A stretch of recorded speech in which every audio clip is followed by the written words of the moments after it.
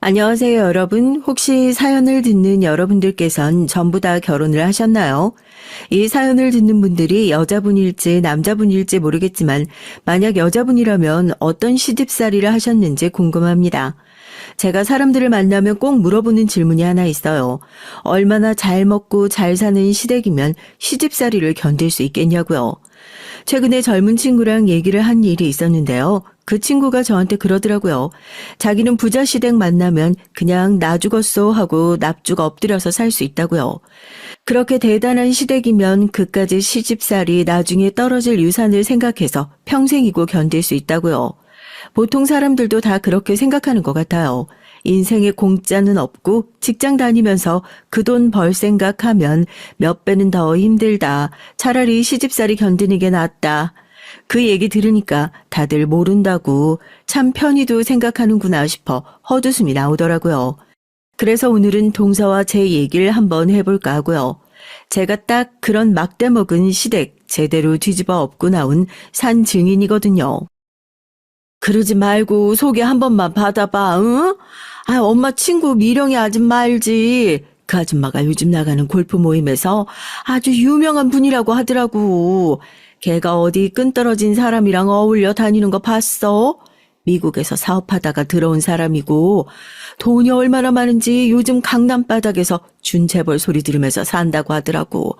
나중에 뭐 정치계도 기웃거리려고 지금 골프 모임이니 뭐니 그렇게 사교계란 사교계는 벌집처럼 다 들쑤시고 다니는 거라고.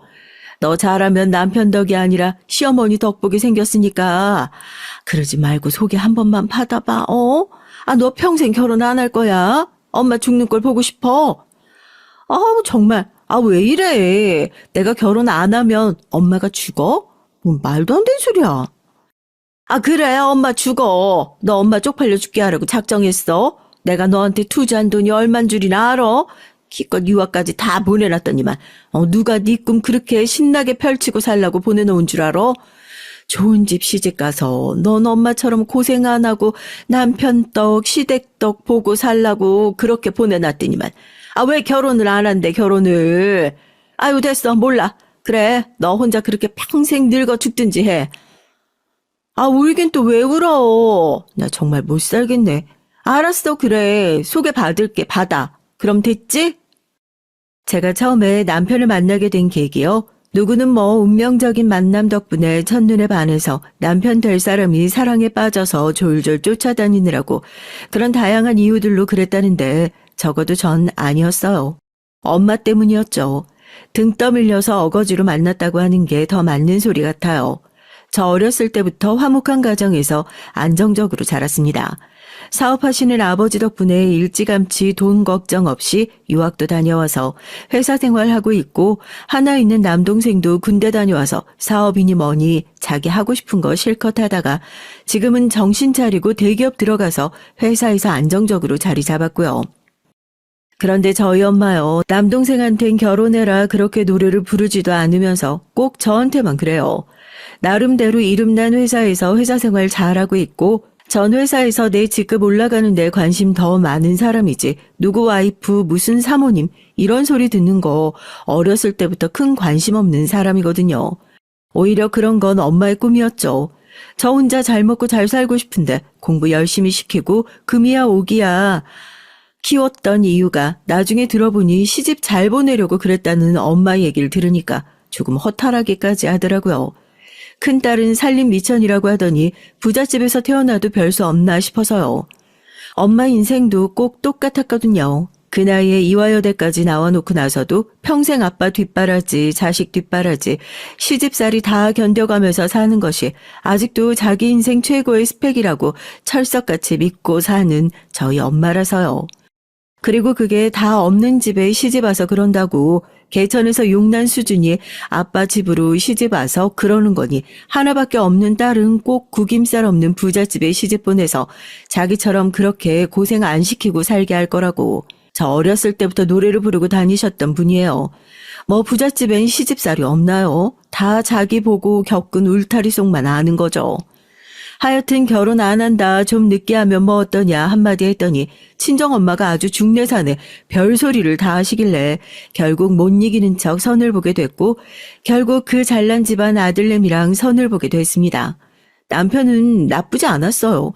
오히려 좋았죠. 그런 부잣집에서 장남으로 자랐으니 얼마나 자기 하고 싶은 거 다 하면서 자랐겠어요.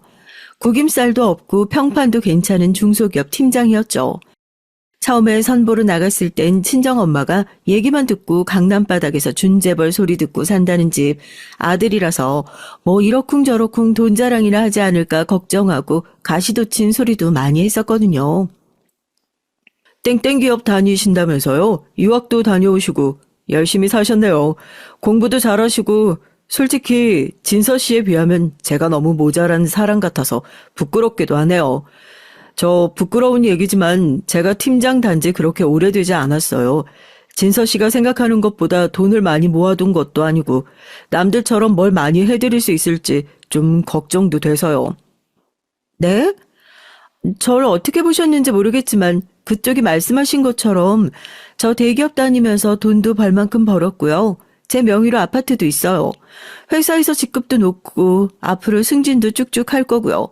결혼해서도 직장 관둘 생각도 전혀 없어요. 절 어떻게 보셨는지 모르겠지만 결혼하고 사모님 소리 들으면서 남편 돈이나 써제끼는 그런 개념 없는 여자로 보셨으면요.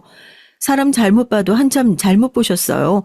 저 그런 식으로 저 생각하는 사람이랑 더 만나고 싶은 마음도 없으니까 이만 일어날게요. 안 그래도 별로 마음에 안 드는 선짜리였는데 나름 저를 치켜 세워주려고 한 소리라고 생각을 했지만 듣자 하니 영 기분이 나쁜 거 있죠? 기분이 확 상해서 남편이 뒤에 무슨 말을 하려던 거 더 듣지도 않고 팩 짜증을 내면서 처음 만난 자리에서 제가 먼저 자리를 떠나버렸어요. 집에 와서 선자리는 어땠냐 어렵게 만든 자리인데 좀 잘 좀 해보지 그랬냐 얘기를 하시는 엄마에게 그렇게 별로인 사람은 세상에 태어나서 처음 본다고 으름장을 놔서 또 친정엄마의 뒷목을 잡게 했었죠. 기분 상하게 해드렸으면 죄송하다. 오해가 있는 것 같아서 해명하고 싶다. 구구절절 문자가 오기도 했는데 다시 이어지지 않을 인연이라고 생각하고 답장도 안 해버렸어요. 그리고 남편을 다시 만난 건 의외의 장소였죠. 엄마가 이번 주말에 보육원 봉사활동 가는 거 알지?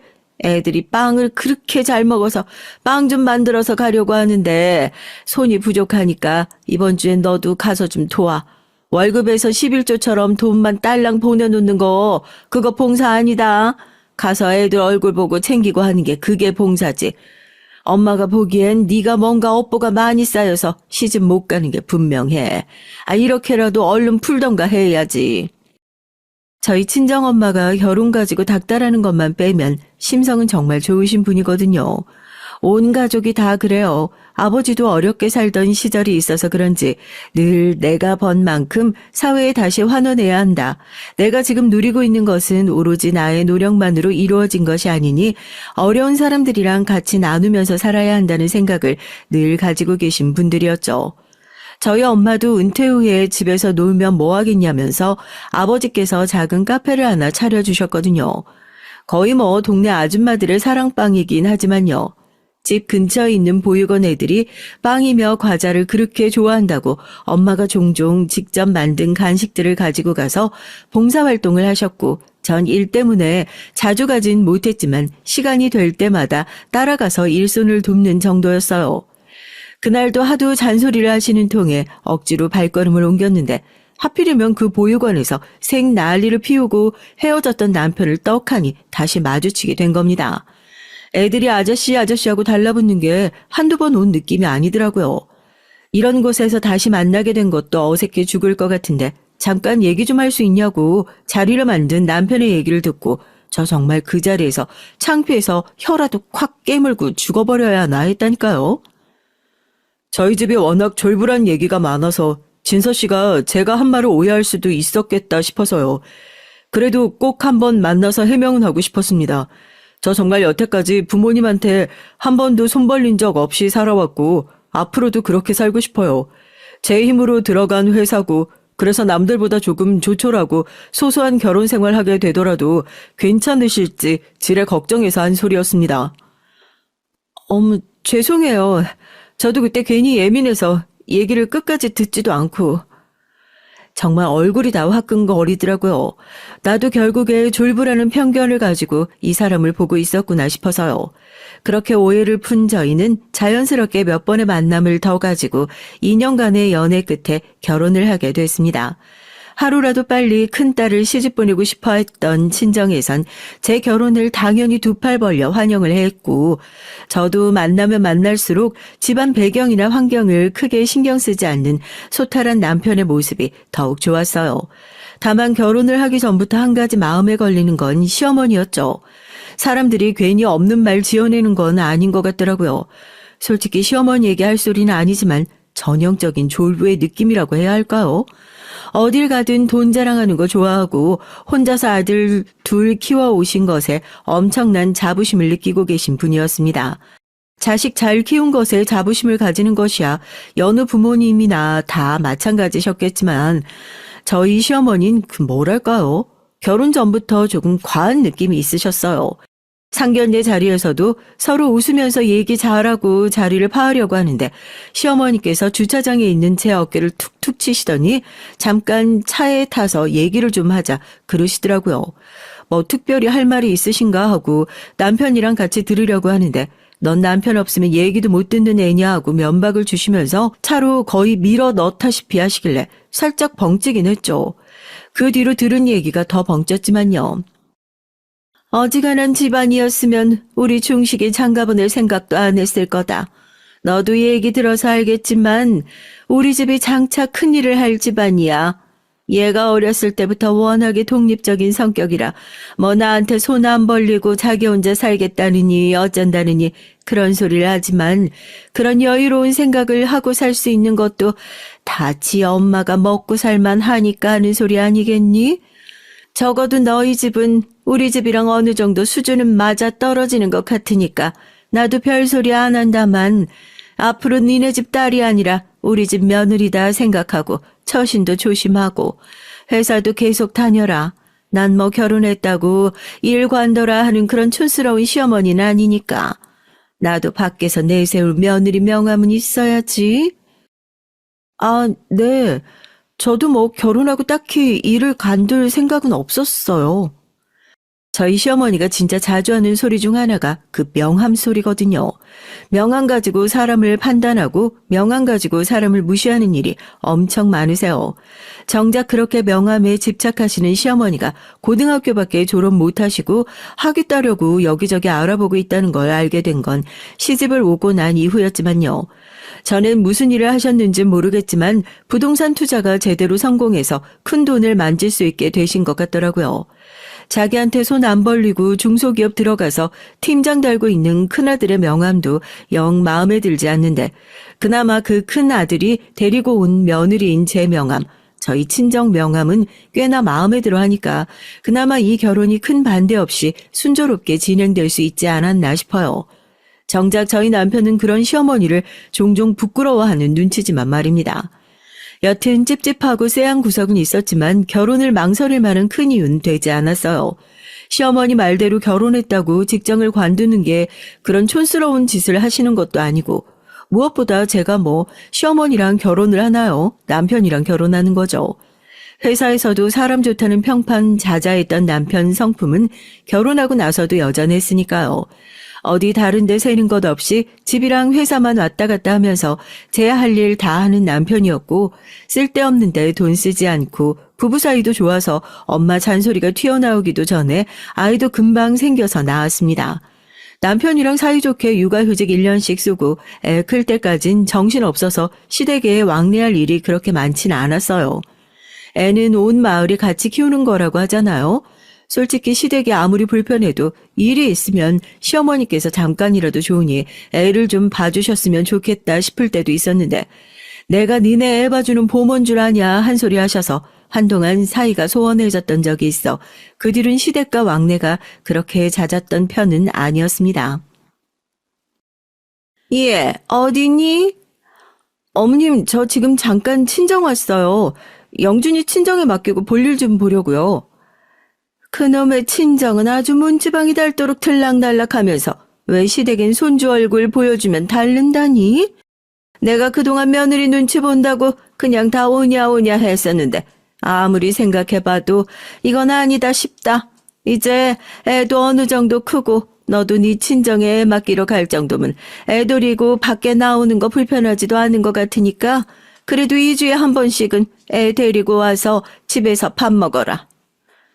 저희 집에서 시댁이 가깝디라고도 하면 또 몰라요. 퇴근길은 거의 40분, 50분 걸리는 거리인데 뭐가 또 마음에 안 드셨는지 친정이 잠깐 애 맡기러 왔다는 소리에 통보식으로 2주에 한 번씩은 시댁에 밥 먹으러 와라 한 소리를 하시고는 전화를 딱 끊어버리시더라고요.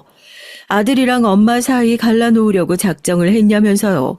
살면서 누구한테 그렇게 악감정을 가진 소리를 들어본 적이 없어서 저도 적잖이 놀라고 당황했습니다.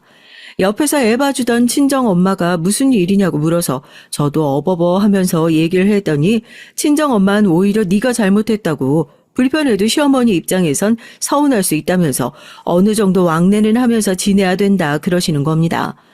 옛날 분들 다 그러시잖아요. 아니 애 좀 잠깐 봐달라고 할 땐 보모 같다고 싫다고 그러시더니 이제 애 좀 크니까 데리고 와서 얼굴 비춰라 이거야? 진짜 어이가 없어서. 너 아무리 그래도 시어머니한테 그렇게 얘기하는 거 아니야. 사돈도 서운하시지. 그러지 말고 장서방이랑 잘 얘기해서 한 달에 한 번씩은 시댁 가서 밥도 먹고 그래. 아 나야 니네 아빠랑 여기저기 놀러 다니고 한다지만 사돈은 혼자잖아. 나이 먹으면 사람이 외로워서 그래. 외로워서. 친정엄마 얘기를 들으니까 또 혼자 계신 시어머니가 안쓰러워서 처음엔 저도 그래 내가 먼저 잘하자는 마음으로 시댁에 먼저 굽히고 들어갔습니다.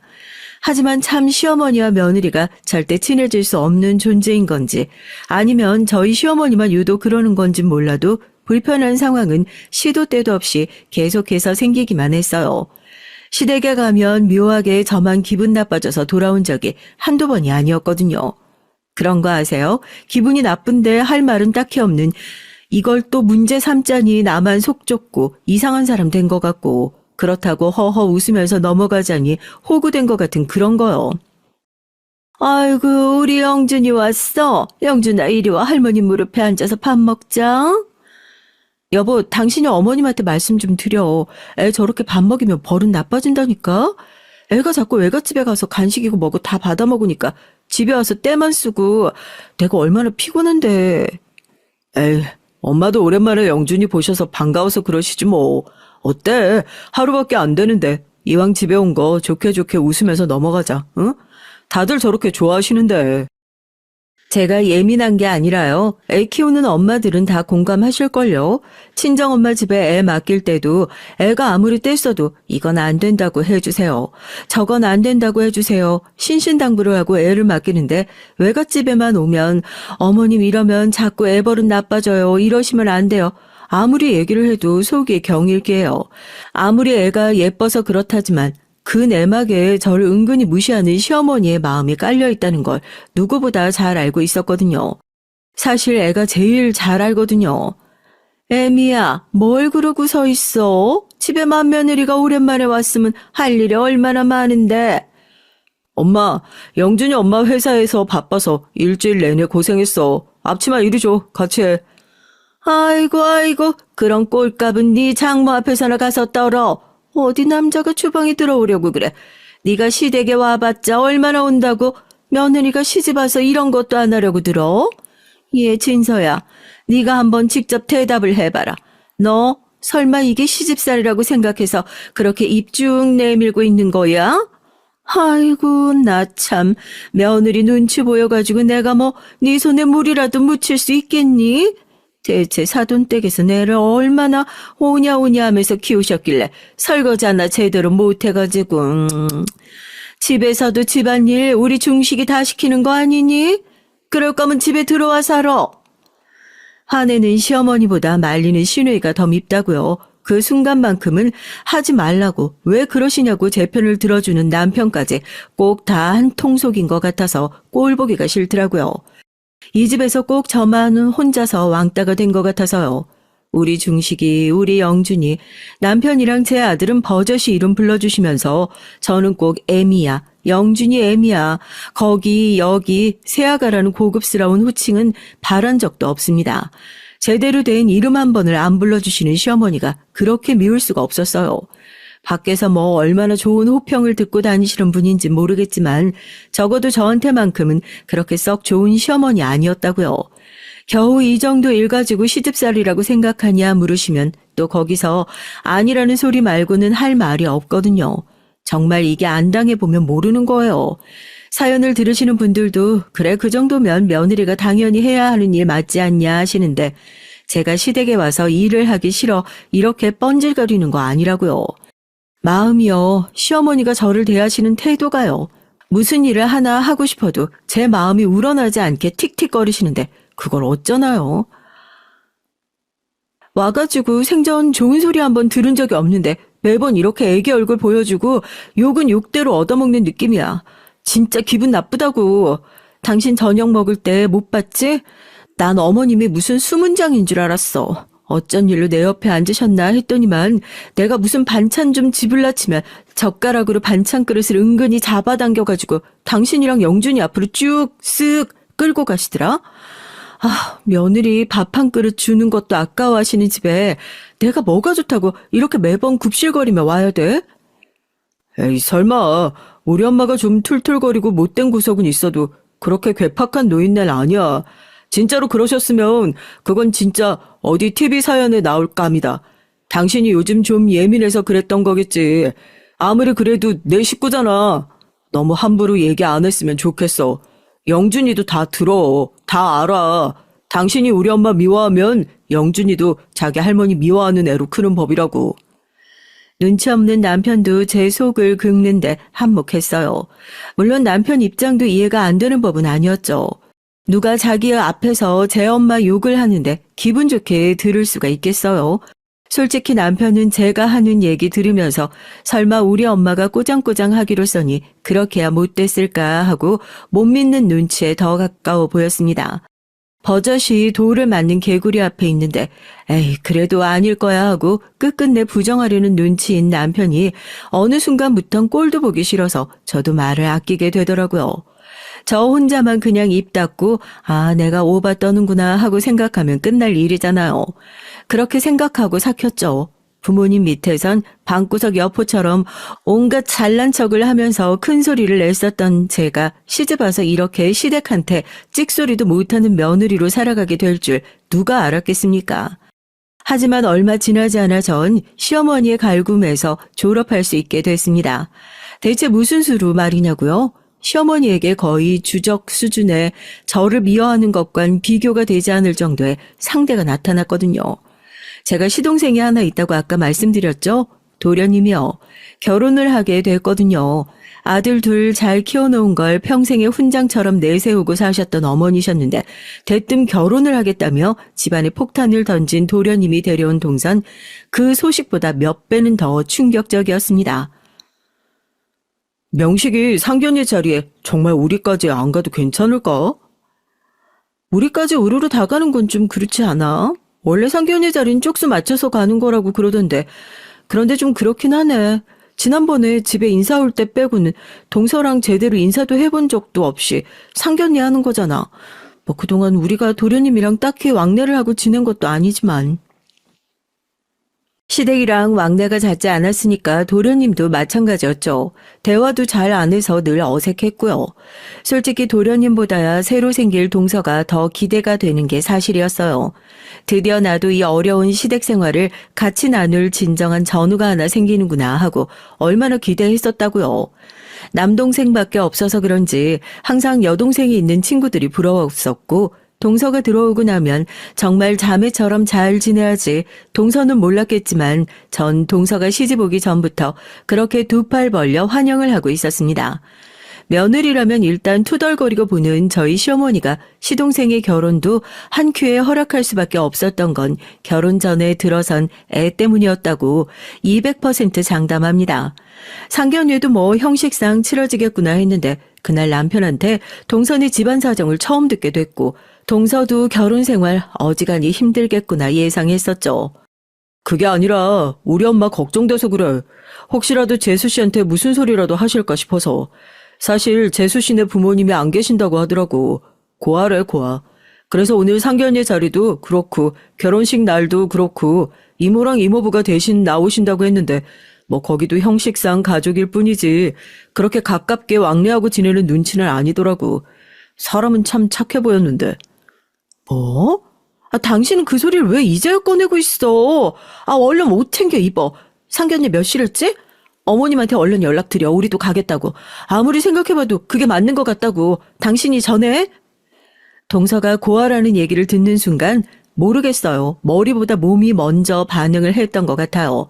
시어머니 성격상 이거 그냥 넘어가지 않겠구나. 그래도 먼저 며느리 생활을 해봤다고 눈치가 빨라진 모양이죠. 남편을 닥달해서 부랴부랴 상견례장으로 나갔습니다. 동서는 여기 어떻게 오셨냐고 꽤나 놀란 눈치였고 동서네는 휑하고 우리 쪽은 가득 차 있는 그 모습이 민망하기도 했지만 동서 손 붙들고 제가 먼저 그랬어요. 동서, 뱃속에 있는 애 생각해서 결혼하기로 결심했으면 오늘 상견례장에서 기분 나쁜 소리 나오더라도 그냥 귀 막고 시어머니 얼굴이 안 보고 살면 그만이다. 그렇게 생각해. 알겠지? 동서 얘기 들었어. 그동안 혼자 얼마나 고생을 하면서 컸을 거야. 우리 어머님 말 가시도 친 게 어디 하루 이틀이냐고. 우리 있으면 좀 나을까 싶어서 부랴부랴 달려왔어. 형님, 이렇게까지 안 해주셔도 되는데 정말 감사해요. 저 뱃속에 있는 우리 복덩이 생각하면 아무리 힘들어도 그냥 참고 버티려고요. 그래도 형님이 있으니까 얼마나 든든해요.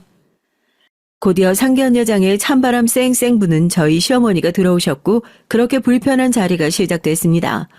어렸을 때부터 잘 돌봐주시진 못했지만 부모 잃고 혼자 고생 많이 했는데도 누구 하나 원망하는 법 없이 애가 참 착하게 컸다. 그래서 이렇게 좋은 남편 만나고 좋은 시댁 만나서 시집가는 것 같아서 걱정이 없다. 도련님이랑 저희 시댁 칭찬 일색이었던 동선의 식구들의 말에도 시어머니는 한번 맞장구를 쳐주고 아이고 사돈댁도 고생하셨네요. 그 한마디를 해주시는 법이 없더라고요. 오히려 지나치게 깔보는 말투에 자리에 앉아있던 저랑 남편 얼굴이 다 화끈거릴 정도였습니다. 너희 결혼하고 나면 당연스레 시댁 들어와서 살아야지. 부모가 없으니 혼주석 비어있는 거야 그렇다 치고 배운 게 없을 것 같아서 앞으로 가르칠 일이 구말리라 걱정이네요. 제가 이 나이 먹고 며느리 교육이나 시키고 있게 될 줄 누가 알았겠습니까? 정상적인 결혼이 아니다 보니 어디 밖에 나가서 떳떳하게 명함 내밀기도 참 창피한 일이고요. 그래도 저희가 그 자리에 나가보길 잘했죠. 남편이 헛기침을 하고 시어머니 무릎을 툭툭 치면서 눈치를 주는데도 시어머니가 얘는 왜 사람을 치고 난리야 하면서 짜증을 냈지만 적어도 그런 개념 없는 소리가 계속되는 건 겨우 막을 수 있었어요. 그 상황 속에서 가장 신경이 쓰였던 건 시어머니가 그런 말도 안 되는 뻘소리를 하시는데도 아무런 말도 못하고 풀이 잔뜩 죽어서 고개를 숙이고 있는 동서였습니다. 부모 없는 게 뭐 큰 죄도 아닌데 오히려 부모 없이 이 정도로 살아준 것만 하더라도 기특하고 자응한 일인데 그 자리에서 그걸 인정하지 못해주는 건 시어머니 딱 한 사람뿐인 것 같더라고요. 내가 명식이한테도 잘 얘기했어. 앞으로 집에 살 거면 재수 씨 스트레스 받지 않게 엄마랑 노선 확실히 하라고. 내가 그거 제대로 못해서 맨날 당신한테 혼났던 거잖아. 당신이 그거 한마디 한다고 변할 식구들이었으면 애초에 그렇게 행동하지도 않았겠지. 모르겠다. 나도 시댁엔 발길 뚝 끊고 살려고 했었는데 동서 때문에 자주 들여다보게 생겼네. 그렇게 상견례부터 삐걱거리던 결혼. 결국 동서 뱃속에 있는 시조카 복덩이 덕분에 성사됐었네요. 이게 정말 복덩이인 건지 아닌 건지 싶었지만 동서한테 가르칠 것도 많고 가진 것도 없는데 빚내서 분가하고 살아서 뭐 하겠냐며 시어머니는 정말 서방님과 동서를 시댁으로 들이셨고 전 그게 어쩐지 계속 마음이 쓰여서 일부러 시댁에 자주 찾아가게 됐어요. 초반엔 시어머니 잔소리도 좀 들었죠. 애 낳고 나서도 애 얼굴 한 번을 제대로 안 보여줬던 애가 우리 집에 뭐 꿀단지라도 숨겨놨냐고 요즘 왜 이렇게 문지방이 닳도록 찾아오냐고 말이에요. 여자의 의리 같은 거죠. 동서 이거 받아. 시댁에 있으니까 괜히 돈 쓰는 것도 눈치 보이고 그러지? 애 가졌을 때 뭐든 잘 먹어야 돼. 서러운 것도 없어야 하고 먹고 싶은 거 하고 싶은 거 있으면 그냥 친언니한테 연락한다 생각하고 나한테 편하게 연락하고 그래. 나도 요즘 안식년이라 회사 일 쉬고 그냥 집에 있으니까 동서 편하게 놀러도 다니고 하게. 알겠지? 아줌마한테 과일 해놨으니까 시어머니 없을 때 동서만 과일도 좀 챙겨 먹고 어머님은 뭘 차려놓으면 꼭 맛있는 거 혼자 다 드셔서 그치? 그래도 형님이 자주 와주시니까 제가 숨통이 좀 트이는 것 같아요. 감사해요, 정말. 왜 그렇게 마음이 가고 안쓰럽고 했는지 모르겠어요.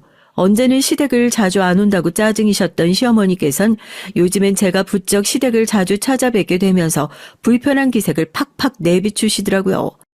제가 예고도 없이 불쑥불쑥 찾아오는 날이 많았거든요. 그러면서 동서의 모습이 이상하다는 걸 누구보다 더 빠르게 눈치챌 수 있었던 것 같아요. 워낙에 사연이 많은 사람이니까 평소에도 얼굴이 그늘지고 힘든 구석이 있어 보인다. 그 정도는 저도 알고 있었는데 어느 순간부터인가 정말이지 동서 얼굴에 드리운 그늘이 걷어내기 힘들 정도로 참 어두워 보인다는 생각이 확 들더라고요. 동서, 요즘 무슨 일 있는 거 아니지? 자네 눈빛이 영 슬퍼 보이고 힘이 없어 보여서 그래. 그러지 말고 오늘은 나가서 쇼핑이라도 좀 하고 오자. 애기 용품이니 뭐니 미리부터 사놓고 준비해야 할 게 많잖아. 나 동서한테 물려줄 애기 용품 하나도 없다? 그런 거 물려받아 쓰는 거 아니야. 다 새 걸로 사서 써야지. 나가자. 내가 나가서 동서 옷도 한 벌 사주고 애기 용품도 사줄게. 이젠 배가 불러오는 게 눈에 보이는데 여전히 어둡기만 한 동서 얼굴이 걱정이 돼서 밖에 나가서 콧바람이라도 좀 쐬고 올까 싶어 동서 팔짱을 끼고 밖에 나가자 하는데 팔짱을 끼자마자 아야 소리를 내면서 팔을 빼는 바람에 제가 깜짝 놀랬던 적도 있었어요. 아들 키우면서 힘이 좋아지긴 했지만 내가 이렇게 팔을 3개 잡았나 하고요. 동서가 아니라고 팔을 조금 삐끗한 것 같다고 해서 놀란 가슴을 쓸어내렸죠. 그렇게 동서 끌고 여기저기 쇼핑도 다니고 실컷 놀다가 저녁이 다 돼서야 시댁으로 돌아가려고 하는데 동서가 눈물을 글썽거리면서 제 손을 꼭 붙잡더라고요. 참 저도 마음이 찡해요. 저한테 말도 못하고 혼자 얼마나 소가리를 하면서 시댁에서 지내고 있을까 싶어서요. 형님, 다음 생엔 형님이 꼭 제 동생으로 태어났으면 좋겠어요. 형님이 저한테 잘해주셨던 거 제가 형님보다 형님으로 태어나서 그거 배로 갚고 돌려주면서 살고 싶어요. 무슨 그런 소리를 하고 있어. 내가 해준 게 뭐가 있다고. 동서가 충분히 사랑받을 만한 사람이니까 사랑 준 거밖에 없어. 그러니까 항상 당당하게 살고 무슨 일 있다 하면 내가 먼저 들여다보기 전에 다음번엔 동서가 먼저 연락하고 동서가 먼저 찾아와. 알겠지? 그럴게요, 형님, 그럴게요 하면서 눈물을 뚝뚝 흘리는 동서를 꼭 안아줬습니다. 임신을 하고 나면 이상하게 눈물이 많아지니까 동서한테 설마 별일이 있어서 그랬을 거라곤 상상도 하지 못했거든요. 그렇게 실컷 놀고 들어가니 현관에서부터 시어머니가 도끼 눈을 뜨고 기다리고 계세요. 또 뭐가 저렇게 안이 꽂고 마음에 안 드실까 싶었는데 대뜸 저한테 너는 왜 얘를 챙기냐입니다. 어머님 그게 무슨 말씀이세요? 동서니까 챙기죠. 동서니까. 제가 못 챙길 사람 챙겼어요? 네가 하루 종일 애 데리고 밖으로 놔두는 통에 집에서 해야 할 일 하나도 못했다. 너 거기서 있지 말고 얼른 들어와. 밖에 나가서 할 일 없이 놀고 시간 때울 수 있는 것도 다 여유 있는 사람들, 그럴 깜냥이 되는 사람들이나 할 수 있는 거야. 배가 불러온 산모 밖에 나와서 콧바람 쐬고 온 게 뭐가 그렇게 마음에 안 드셨는지 동서 손목을 확 채가시더니 저한테는 너도 앞으로 시댁 왕래 좀 적당히 하라고 한 소리하고 문을 쾅 닫아버리시더라고요. 얼마나 어이가 없던지요. 그날 저녁에 심지어 동서한테 문자 한 통 받았어요. 당분간은 시댁에 안 오시는 게 좋을 것 같다고. 어머님이 화가 많이 나신 것 같다고. 제가 그 문자 남편한테 그대로 보여주면서 화를 얼마나 냈는 줄 몰라요. 이거 어머님이 그냥 며느리를 며느리가 아니라 집에 붙들어 있는 몸종 정도로 생각하시는 거다. 평소 같았으면 자기 엄마한테 말이 심하니 어쩌니 했을 남편도 그날은 상황의 심각성을 알았는지 우선은 좀 지켜보자 하고 아무 말 안 하더라고요. 그 뒤로 저도 자연스럽게 시댁의 발길을 다시 끊게 됐습니다. 제가 불편해서가 아니라요. 혹시라도 저 때문에 동서가 불편할 일이 생길까봐 그게 걱정돼서요. 갈 때마다 속만 뒤집어지는데 차라리 안 가고 안 보니까 좀 낫다 싶었죠. 다만 아직도 그 시댁에서 혼자 소가리를 하고 있을 동서만 걱정될 뿐이었습니다. 종종 그런 걱정을 하고 있었는데 대낮에 초인종이 울리더라고요. 이 시간에 저희 집에 찾아올 사람이 없는데 누군가 싶어서 보니까 동서예요. 그런데 세상에 온 얼굴이 눈물 범벅이 돼선 난리도 아니더라고요. 깜짝 놀라 문을 열어주니까 도망치듯이 저희 집으로 들어왔습니다. 아니, 동서 이게 다 무슨 일이야? 아니, 무슨 일이 있었던 거야? 울지 말고 말을 해봐, 어? 뭐가 그렇게 서러웠던 건지 제 얼굴을 보자마자 품에 안겨 눈물을 한바탕 쏟아내고선 겨우 진정을 하고 어깨를 들썩이던 동서. 머릿속에 그려지세요. 배는 불러가지고 얼굴은 엉망이 돼서는 컵을 들고 앉아있는데 이거 보통 일이 아니구나. 머릿속에 비상벨이 딱 켜지더라고요. 시어머니랑 무슨 일이 있었구나 싶어 어머님 얘기를 꺼내자마자 순식간에 그 커다란 눈에 눈물이 고이기 시작합니다. 그리고 동선 제 앞에서 처음으로 솔직하게 그간 시댁에서 있었던 일들을 꺼냈죠. 경악했어요. 첫마디가 뭐였는 줄 아세요? 저 좀 살려달랍니다. 식구가 없다고 살려면 도망가야 할 것 같은데 도망갈 곳이 없다고 자기 좀 살려달라고요. 그 말 듣는 순간 생판 남인데도 억장이 무너지더라고요. 형님, 저 그동안 뱃속에 복덩이 생각해서 어떻게든 참고 지내려고 했어요. 부모 없어서 못 배운 애라고 자기 손주한테 가르칠 건 있어야 할 거 아니냐면서 어머님이 말도 안 되는 생떼를 부리시면서 절 괴롭히시는 것도 다 참았어요. 근데 저 너무 힘들어요. 저 너무 힘들어서 다 포기하고 싶어요, 형님. 이러다가 복덩이도 포기하고 싶어질 것 같아서 형님한테 왔어요. 동선 저한테 그동안 시어머니에게 당한 일을 폭로하기 시작했고 동서의 얘기를 듣고 전 정말 기가 차서 말이 안 나오더라고요. 고아라는 이유로 말도 안 되는 시집살이를 참 호되게도 오래도 당했더랍니다. 배가 잔뜩 불러있는 동서 하루에도 몇 번씩 집안 청소를 시키는 것은 물론이고 어디 시어머니 사는 집에 네 속옷 빨래통에 넣어두냐며 밥을 먹고 있는데 식탁에 속옷을 집어 던지질 않나. 기댈 곳도 없고 배운 것도 없으면 시댁에서라도 잘해야 콩고물이라도 얻어먹는 거라면서 지독하게도 정말 지독하게도 괴롭혔더군요. 오늘도 밖에서 뭐가 마음에 안 드시는 일이 있었는지 빨래통을 저한테 집어 던지셔가지고 평소에도 자주 있던 일이라 익숙한데 그거 하마터면 배 맞을 뻔했어요. 우리 복덩이 잘못될 수도 있었다고 생각하니까 너무 무섭고 이러면 안 되겠다 싶어서. 근데 찾아갈 곳은 형님뿐이고. 덜덜 떨면서 배를 끌어안고 얘기를 하는 동서의 말에 놀라서 혹시나에 팔을 확 걷어보니 아니나 다를까 그동안 시어머니에게 교묘하게 맞고 지냈는데 안 보이는 팔 안쪽이 얼룩덜룩하니 꼬집힌 자국이 가득하더라고요. 사람들 앞에서 대놓고 티가 날까 싶어서 늘 이런 식으로 교묘하게 사람을 괴롭히고 때리고 했었다고. 그때 다시 한번 저희 집 대문이 쿵쿵거리는 소리가 났습니다. 어떡해요, 형님? 어머님이신가 봐요. 저 여기 없다고 해주세요. 제발요. 이러다가 형님까지 어머님한테 혼나면 어떡해요? 여기 조금만 있다가 제가 집으로 다시 들어갈게요.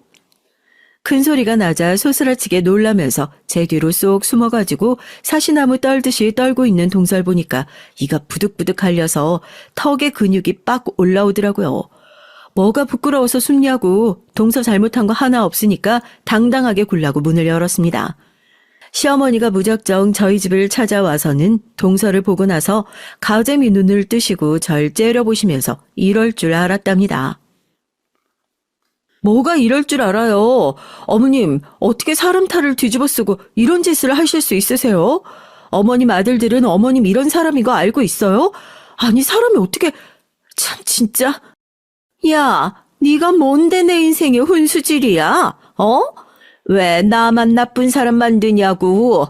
내가 내 며느리 길 좀 드리겠다는데 내가 너한테 지랄했어? 너 대신 얘 갈궈주면 감사합니다 해도 모자랄 판국에 네가 뭐 그렇게 잘나서 시어머니 머리 꼭대기에 앉아가지고 나를 가르치려고 드냔 말이야?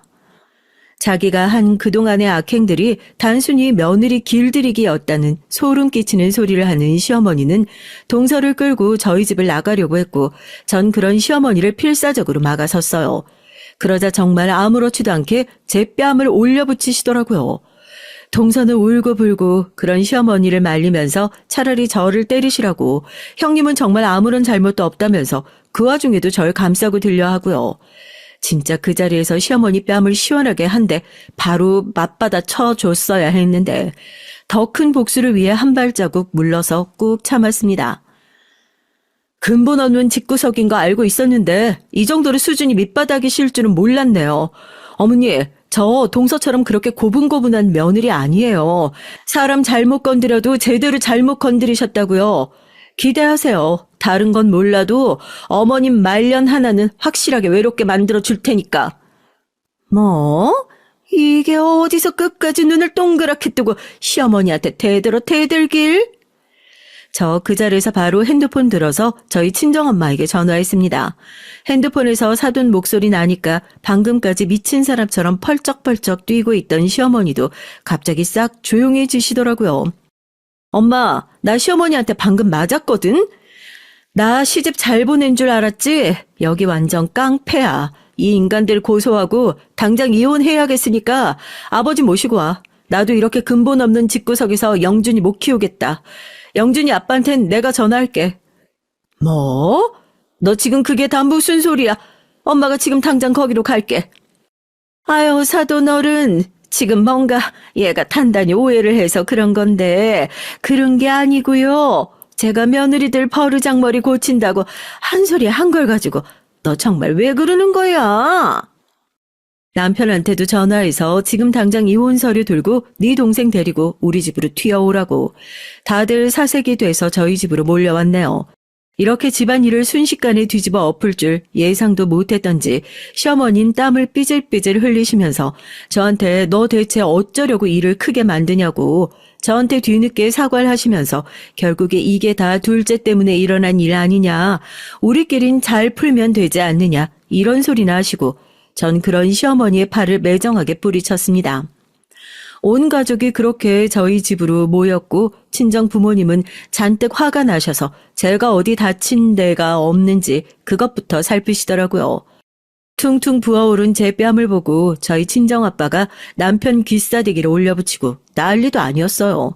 그때 제가 먼저 동서 팔 확 걷어붙이고 난장판이 된 동서 팔뚝을 보여줬죠. 나야 오늘 하루가 전부지만 우리 동선 매일같이 그런 숨을 다 견디면서 그것도 배가 이렇게 불러선 이걸 다 참고 살았어. 오늘 이혼한다고 부른 건 내 이혼이 아니라 동서 이혼이야. 이런 집구석에서 애를 어떻게 키워? 어떻게 살아? 네가 진짜 미쳐도 단단히 미쳤구나. 뭐 이혼? 누구 맘대로 우리 집에 하자를 만들려고? 네가 맏며느리야? 네가 제정신이냐고. 시어머니는 저보고 이런 앞잡이가 또 없다면서 제가 동서를 부추겨서 집안을 풍비박산 내려고 한다고 친정 부모님까지 계신데도 아랑곳하지 않고 또 저한테 손찌검을 하시려고 성큼성큼 다가오시더라고요. 그 앞을 막아선 건 남편과 서방님이었습니다. 엄마가 어떻게 그럴 수 있어? 고아라서 더 사랑으로 품어준다고 할 때는 언제고 내가 안 볼 때 사람을 이렇게 무시하고 괴롭히면서 살았던 거야? 아들인 내 눈에만 안 보이게 하면 다 될 줄 알았어? 이러니 집안 조용할 날이 없는 거지. 난 이제 내 가족 지킬 거니까 엄마도 엄마 가족 지키면서 살아. 형수님, 진짜 죄송합니다. 정말 죄송해요. 서방님은 저와 동서 앞에 무릎을 꿇고 회한의 눈물을 뚝뚝 흘리기 시작했고 저희 친정 부모님은 기가 막혀서 뒷골을 잡고 쓰러지려 하는 시어머니를 집에서 송장 치르게 할 일 있냐, 쓰러지더라도 나가서 쓰러지던지 해라 하며 매몰차게 집 밖으로 쫓아내셨어요. 동서는 제가 아니었으면 용기를 낼 수도 없었을 거라며 서로 끌어안고 펑펑 눈물을 쏟기 시작했고요. 그 이후 동선 서방님과 무사히 이혼을 했습니다. 서류상 이혼을 하지 않으면 그 집과 인연이 절대로 끊어지지 않을 것 같다면서 서방님도 결국 이혼 서류에 도장을 찍어줬고 대신 꼬박꼬박 아이를 보러 찾아오고 생활비를 보내주고 있는 것 같더라고요. 동서는 저희 집 근처에 살면서 저희 식구들과 계속해서 왕래하고 지내고 있어요. 이젠 저희 부모님을 이모, 이모부라 부르면서 가족처럼 지내고 있고요. 평화를 찾은 지 벌써 3년이나 됐네요. 얼마 전에 모르는 번호로 전화가 한 통 와서 받아보니 시모더라고요. 자식들도 하나같이 다 떠나고 동네에서도 소문이 나서 얼굴 들고 다닐 수가 없다면서 저보고 자기는 이제 어떻게 살라고 그러냐면서 펑펑 우시더라고요. 제가 픽 웃으면서 그랬어요. 그걸 왜 저한테 물으시냐고요. 저 잘못 건드렸다고 했죠? 다른 건 몰라도 어머님 말년 외롭게 만드는 건 자신 있다고요. 3년이나 버틴 거면 올해도 행복하셨네요. 앞으로 대가 톡톡히 치르면서 살아보세요. 남편한테도 시어머니 안쓰러워도 절대로 들여다보지 말라 신신당부했습니다. 그렇게 평생을 사람 괴롭히는 맛에 살던 저희 시모 완전히 낙동강 오리알 신세 만들었네요. 집구석을 불편하게 만든 사람이 결국 가장 외로워지는 법이라는 걸 좀 알았으면 좋겠어요. 안녕하세요. 저는 학습지 교사 등을 하면서 아이 둘을 키우고 있는 37살 박현지라고 합니다. 같은 학습지 일을 하는 동료 교사의 추천으로 여기 유튜브 채널을 듣게 된 지 벌써 1년이 넘었네요. 전 특히나 운전하고 다니면서 자주 듣고 있어요. 그러다 보니 저에게도 아주 특이하고 희한한 사람을 겪었던 일이 생각나서 제 사연을 보내보고 싶었습니다. 그래서 이렇게 사연을 써서 유튜브 매니저분에게 보내게 됐어요. 전 평범한 사람이지만 제 사연은 평범치만은 않으니 재미있게 들어주시면 감사하겠습니다. 제가 태어난 곳은 부모님 2분 위로 오빠가 하나 있는 평범한 집이에요. 아버지는 원래 야채 첨가물 도매업 장사를 오래 하셨는데 16년 전에 장사를 접으시고 지금까지 택시 운전을 하고 계세요. 어머니는 일평생 집안에서 살림하면서 우리 남매를 키워주셨고요. 우리 집이 부유하진 않지만 먹고 사는데 지장은 없었습니다. 우리 남매 대학도 다 보내주시고 부모님 2분 노후까지 준비되어 있으시니 이 정도면 감사한 일이죠. 전 어려서부터 의협심이 강하고 어려운 친구들을 도와주길 잘했어요. 친정집에 학교 다닐 때 받은 선행상도 제법 많답니다. 전 교사를 꿈꾸면서 아이들을 도와주는 선생님이 되고 싶어 했어요. 그리고 대학 전공도 사범대를 가서 졸업했죠. 하지만 졸업 후 도전한 중등교원 임용 시험에서 끝내 낙방하고 말았습니다. 그래도 교사 자격은 되니 처녀 때 사립중학교 기간제 교사를 한 적이 있었어요. 가르치는 과목이 사회 역사다 보니 주요 교과목이 아니라 이후에 학원 강사를 하는 것도 여의치 않았습니다. 하지만 아이들을 가르치는 일을 좋아하는 성격 탓인지 어찌저찌 지금까지 학습지 교사와 초등학교 방과 후 수업 교사 일을 하며 살고 있네요. 제 일을 하면서 여러 가정 환경의 아이들과 엄마들을 만나고 그들의 힘든 고충을 상담하는 일도 자주 했어요. 제가 워낙 다른 사람의 얘기를 잘 경청해주는 편이다 보니 마치 전문 상담사처럼 그분들은 절대 절 의지하고 사정들을 털어놓고 또 제가 할 수 있는 한 도와주게 됐죠. 전 그렇게 어려운 사람들을 돕는 일이 천직인 모양입니다. 그런 저도 한 남자를 만나서 연애를 하게 됐었네요. 대학을 다니면서 같은 과 친구의 선배 친구로 지금의 남편을 처음 만나게 됐어요. 대학 때엔 여럿이 같이 자주 어울려 노는 오빠 정도의 사이였다가 제가 졸업하고 나서 우린 정식으로 사귀게 됐죠. 제가 중등 임용시험 준비를 하는 동안 용돈도 주고 맛있는 것도 사주면서 절 많이 도와준 남편에게 저도 어느샌가 의지하고 마음을 열게 된 거죠. 남편은 일반 회사를 다니는 회사원이었고 다정하고 세심하게 주변을 잘 챙기는 남자였어요. 그리고 저와 사귀면서 우리 집에도 몇 번이나 놀러와서 넉살 좋게 밥도 얻어먹고 부모님과 술도 한 잔씩 기울이는 사이가 됐죠. 그러다 보니 우리 집 부모님과 오빠까지 남자친구를 이미 심서방이라고 부르면서 우리 집 식구처럼 대해주셨어요. 그렇지만 참 이상한 일이었죠. 그렇게 우리 집 식구처럼 드나들며 1년 넘게 사귀다 보면 한 번씩 자기 집이나 식구들 얘기를 하곤 하잖아요. 그런데 이상하게 우리 남편은 자기 집에 대한 얘기를 한 번도 저에게 하지 않았어요. 연애를 하던 어느 날 저랑 극장에서 영화를 보다가 나오는 길에 갑자기 전화를 받았습니다. 평소 다정다감한 남자가 핸드폰에 뜨는 수신자가 자기 아버지라는 걸 확인하고 나서 바로 인상이 찌푸려지고 아주 말투가 쌀쌀맞고 짜증나는 투로 돌변해서 전화를 받았죠. 그도 그럴 것이 남편 얘기론 아버지는 자기가 원하는 일은 들어줄 때까지 하루에도 12번씩 전화를 해서 똑같은 얘기를 한다는 겁니다. 아버지, 제가 몇 번을 말씀드립니까? 그날은 회사 교육이 잡혀 있어서 대구까지 모셔다 드리지 못한다고요. 그래, 언제 온다고? 결혼식은 토요일 1시다. 고집 쓰신다고 될 일이 아니니까 그만하세요. 대구까지 가는데 3시간 넘을 텐데 아침 9시에 출발하는 걸로 알겠다. 글쎄, 저 못 간다니까요. 이렇게 같은 얘기로 두 사람은 날카롭게 실랑이를 벌였어요. 결국 자기 아버지에게 졌는지 남편은 세상이 꺼져라 깊은 한숨을 쉬며 힘들어했습니다. 웬수지, 웬수. 아마 토요일 새벽까지 이렇게 전화를 하루에도 10통도 넘게 하시겠지, 이분은. 가끔 시부가 이런 식으로 전화하셔서 같은 얘기를 반복하시고 남편은 결국 짜증이 폭발하게 되는 일을 몇 번 목격했어요. 그래서 자세히는 몰라도 남편이 아버지랑 사이가 별로 좋지 않다는 건 대충 알고 있었습니다. 그날 둘이 소주를 한잔하면서 처음으로 자세하게 남편은 자기 가족에 대한 얘기를 하더라고요. 우리 아버진 어려서는 사업을 하셨고 그거 말아먹고 난 다음부턴 택시기사를 하시면서 사셨어. 넉넉하진 않지만 엄마도 일을 하셔서 맞벌이로 나랑 동생을 키울 정도로 책임은 다 하셨지만 우리 아버진 같이 지내기 힘든 성격을 갖고 계신 분이야.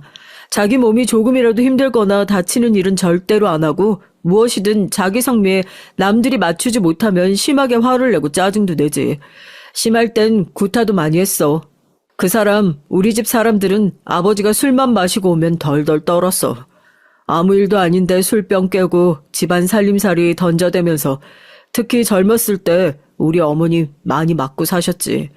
내가 군대에 다녀와서도 우리 엄마한테 술 먹고 또 그 짓거리를 하길래 내가 두 팔 잡고 힘을 써가며 처음으로 말렸지.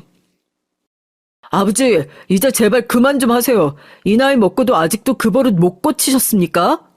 이 새끼가 감히 나를 막아서 어디 그래 너부터 내 손에 죽어봐라. 애미라는 년이 자식 새끼 교육도 그따위로 시키니까 지 애비한테 이렇게 힘을 쓰지. 이렇게 아버진 화가 나서 버둥거리면서 날 죽일 듯이 때리려고 했지만 이미 젊은 날 힘으로 어떻게 감당하겠어. 몇 분 동안 그러더니 포기하고 나가버리더라. 그 뒤론 나한테 감히 못 덤비셔.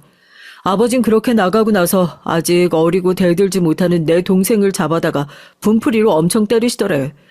원래 아주 비열한 사람이야, 아버진. 강하고 힘이 센 자, 부와 명예가 있는 사람에겐 한마디도 찍소리 못하고 세상 선량한 척 다 하지. 그런데 자기에게 어쩌지 못하는 약한 사람들, 그 당신 어린 나와 동생, 엄마 이런 가족들 자기 기분 안 좋은 날이면 화풀이 대상으로 삼은 거야. 그래서 어렸을 때 그런 아버지 피해서 엄마랑 이모 집에 며칠씩 숨어있던 적도 있고 집에 경찰도 몇 번 왔었어. 그런 기억들 때문에 난 아버지에 대한 감정이 지금까지 좋지 않아. 그리고 취직하는 대로 우리 집에서 나와서 혼자 살았어. 우리 엄마도 그런 아빠와 이혼하고 싶으셨겠지. 그런데 그 사람이 엄마한테 늘 협박하는 것이 자기 버리고 이혼하면 네 아들 죽일지도 모른다고. 그렇게 협박을 하니 엄만 참고 살 수밖에 없던 거야. 이제 나이 들어서 젊을 때만큼 폭력을 드러내고 심하게 하진 않아서 그나마 같이 사시는 거지. 그래서 난 핏줄이기 때문에 연민은 느껴지지만 절대 아버지를 부양하거나 함께 살 생각은 추호도 없어. 현재 너와 앞으로 결혼할 생각하고 있어서 내 치부와 같은 부끄러운 가족 얘기하기로 마음 먹은 거야. 이런 날 이해하고 결혼까지 생각해 줄 수 있겠니? 그날 남편은 저에게 이렇게 청혼 같지 않은 청혼을 하게 된 거예요. 그래서 전 남편의 얘기를 듣고 나서 기분이 묘했습니다. 제가 사랑하는 남자에게서 청혼을 받은 건 분명 기뻐해야 할 일인데 이렇게 생각지 못한 가정사를 가진 남자다 보니 왠지 마음이 복잡했죠. 전 집에 돌아와서 엄마와 얘기를 했어요. 엄마, 나 사실 오늘 남자친구한테 청혼 받았었다? 그래? 동현이가 너한테 드디어 청혼을 했어? 그래서 어떻게 청혼했는데? 그게 좀 복잡해요. 동현 씨는 결혼해서 우리끼리만 살겠다는 의지가 강해. 왜냐하면 자기 아버지랑 사이가 아주 안 좋거든. 아니, 동현이가 그럴 친구가 아닌데 왜? 그 아버지란 분이 폭력적이고 고집도 세고 어쨌든 어릴 때부터 너무 가족들을 힘들게 하셨대요. 지금이야 나이도 들고 자기만 같지 않으니까 눈치 보시긴 하는데 그런 시아버지가 있다고 하니까 좀 두려운 게 사실이에요. 동현 씨 봐선 그런 아버지 밑에서 자랐다고 느껴지지 않는데 말이에요. 엄마는 미간을 찌푸리더니 저에게 대뜸 내가 동현이도 몇 번 집에서 찾아와서 보고 사람은 참 괜찮아서 내 사윗감으로 내심 생각하고 있었지만 그 아버지가 그런 인간이면 아무래도 결혼은 다시 생각해봐야 됐다. 그럴 것까지야. 어차피 우린 분가해서 살 텐데요. 어이구 이거사 그게 그렇게 단순하지가 않어. 너희 남자친구가 어린 시절부터 아버지 가정폭력 보고 자란 거 아니냐. 그런 말 있어. 폭력 아버지 밑에서 자란 아들은 지 아버지 욕하면서도 꼭 따라한다고. 지난번 그 드라마에도 나오지 않든 여자들한테 폭력 쓰는 남편들을 잘 살펴보면 어렸을 때 꼭 그런 애비 밑에서 컸다니까. 아무래도 엄만 동현이랑 결혼하는 거 반대다. 어서 정리하는 게 좋겠어. 알겠니? 여태까지 남자친구를 알아왔던 시간, 사귀었던 시간 통틀어서 남자친구의 폭력 성향을 느낀 적은 한 번도 없었어요. 같은 과 사람들이나 주변 사람들이 아주 사람 좋다며 주변 평판도 좋고요. 오히려 다정하고 잘 배려해주고 이해해주고 주변에 늘 사람도 많았죠. 농담도 잘하고 분위기도 잘 만들면서 재밌다고 사람들이 모두 남자친구를 좋아하죠. 회사 내에서 상사들도 예쁘게 보고 어딜 가든 주변에 사람이 모이는 타입입니다. 심지어 운전할 때 욕하거나 욱하는 모습도 본 적이 없어요.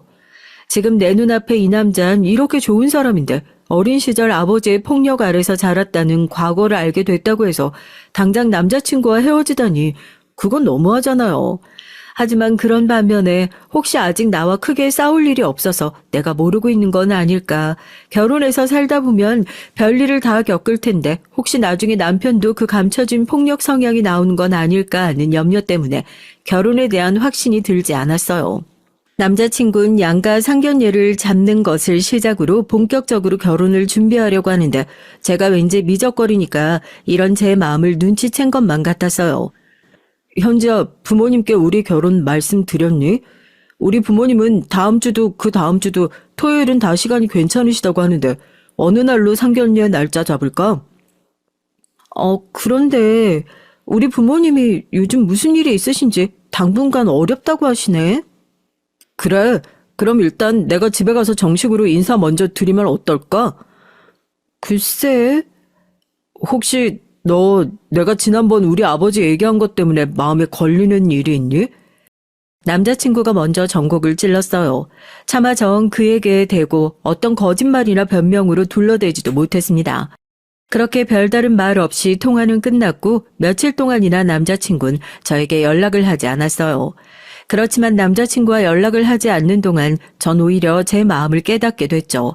그의 아버지 때문에 생긴 염려보다 그를 그리워하고 사랑하는 마음이 훨씬 크다는 걸요.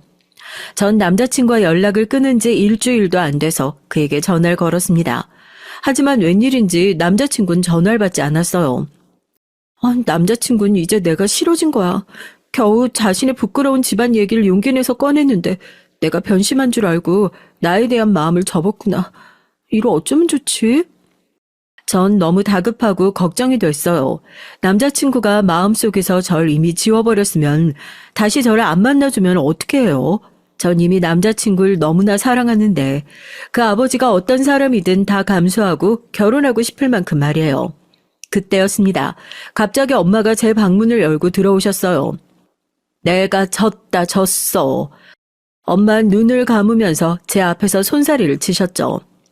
심서방 말이다. 너 남자친구 일주일 동안 퇴근하고 나서 너네 아빠 택시회사 앞에 가서 매일 기다려서 만났대. 만나서 자기가 무슨 일이 있어도 딸을 행복하게 해줄 자신 있다. 부끄럽지 않은 남편이 아빠가 될 수 있으니까 각서라도 쓰겠다며 너희 아빠 설득했단다. 아유, 처음엔 너희 아빠도 결혼 안 되겠다고 타일렀는데 심서방의 고집을 어떻게 꺾겠니? 그 정도 의지 가진 남자면 내 딸 눈에 눈물 날 일은 없겠다 싶으셨다는구나. 그래, 결혼해, 너희들. 전 정말 뛸 듯이 기뻤어요. 그대로 달려나가서 남자친구를 만났죠. 그리고 그대로 달려가서 그를 껴안아 버렸습니다. 동현 씨, 정말 미안해. 한순간이라도 자기를 오해했던 거 용서해 줄 수 있어? 하지만 난 자기 없이 못 살 것 같아. 일주일만 못 봐도 이렇게 그립고 그리운데 어떻게 헤어져? 우리 당장 결혼해요. 남자친구는 절 품에 안으며 저의 마음을 확인했기에 또 장인 장모님 결혼 허락을 받아낸 기쁨에 울고 말았습니다. 참 이런 우여곡절 끝에 우린 석 달 만에 결혼식을 올렸고 남편의 공언대로 우린 따로 신혼집을 얻어서 둘이서만 살게 됐어요. 약속한 상견례 자리에서 기다리고 있는데 시부를 만나기 전엔 들은 얘기가 있으니 무척 긴장이 됐죠. 하지만 막상 시부를 뵙고 나니 생각보다 평범한 분이시더군요. 키도 작으시고 몸집도 왜소하셨어요. 그리고 시부는 자신도 예전에 택시기사를 하셨다며 우리 아버지와 공감대가 형성되셔서 한참 동안 두 분이 택시기사의 애환을 얘기하면서 의외로 분위긴 부드럽게 흘러갔습니다.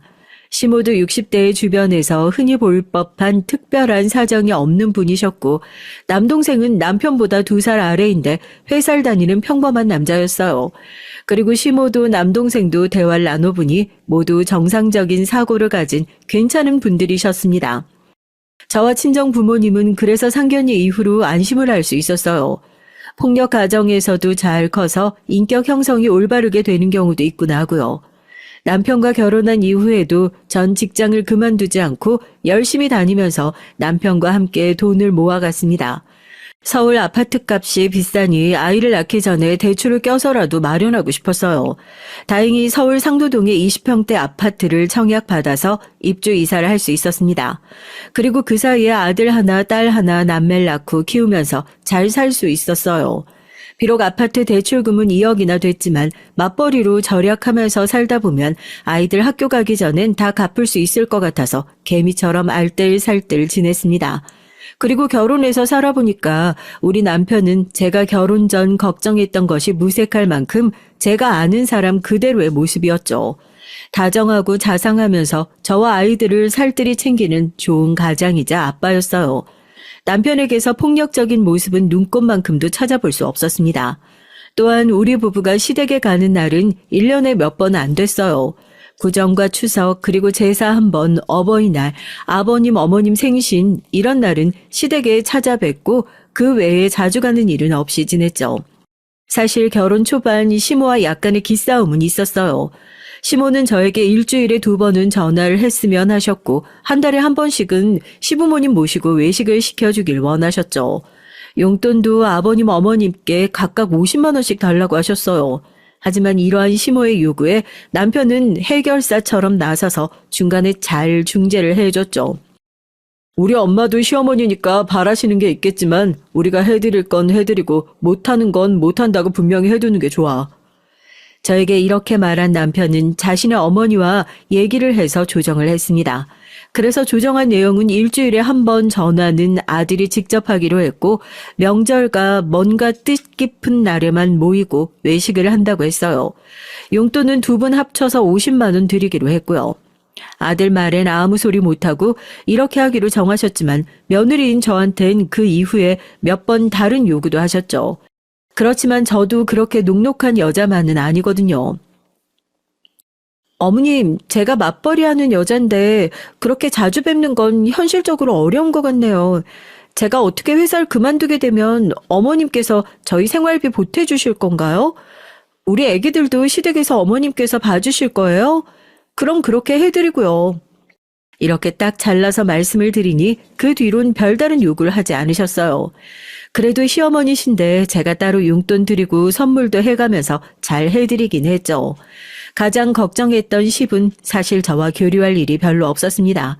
일단 제가 시부에 대해 경계를 했기에 시부와 둘이서 지내는 일도 없었고 뭐 말씀을 거시거나 해도 전 칼같이 자르고 피했어요. 시부는 눈치가 좋으신 분 같았습니다. 제가 호락호락해 보이지 않으니 그분도 절 대면대면하게 가까이 하지 않으셨어요.